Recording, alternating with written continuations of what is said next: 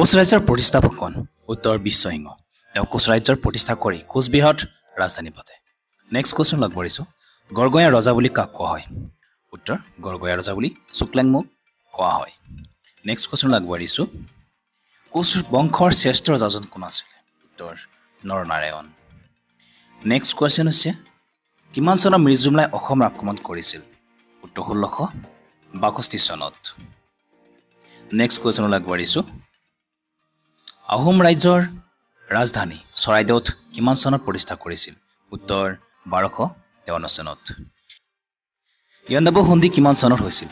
1826 চনত। অসমৰ মাটি জৰীপ কৰা প্ৰথম ৰজাজন কোন? উত্তৰ গদাধৰ সিংহ। নেক্সট কুৱেশ্যনলৈ আগবাঢ়িছো। আহোমৰ শেষৰ ৰজাজন কোন আছিল? উত্তৰ পুৰন্দৰ সিংহ। আৰু প্ৰথমজন আপোনালোকে জানে চাওলুং চুকাফা। নেক্সট কুৱেশ্যনলৈ আগবাঢ়িছো। কিমান চনত ইটাখুলিৰ ৰণ হৈছিলে? ইটাখুলিৰ ৰণ 1681 চনত হৈছিলে। মোগল আৰু আহোমৰ মাজত মোগলসকল আহোমৰ হাতত পৰাস্ত হৈ তেওঁলোকে পিছুৱাই যাবলৈ বাধ্য হৈছিলে। নেক্সট কুৱেশ্যন আগবাঢ়িছো। আহোম ৰাজ্যৰ ৰাজধানী যোৰহাটত কিমান চনত প্ৰতিষ্ঠা কৰিছিল?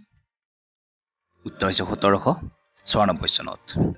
আপোনালোকৰ ভিডিঅ'টো চাই কেনেকুৱা লাগিলে লাইক আৰু কমেণ্ট কৰি নিশ্চয় জনাব।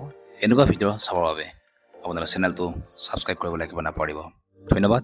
জয় আই অসম।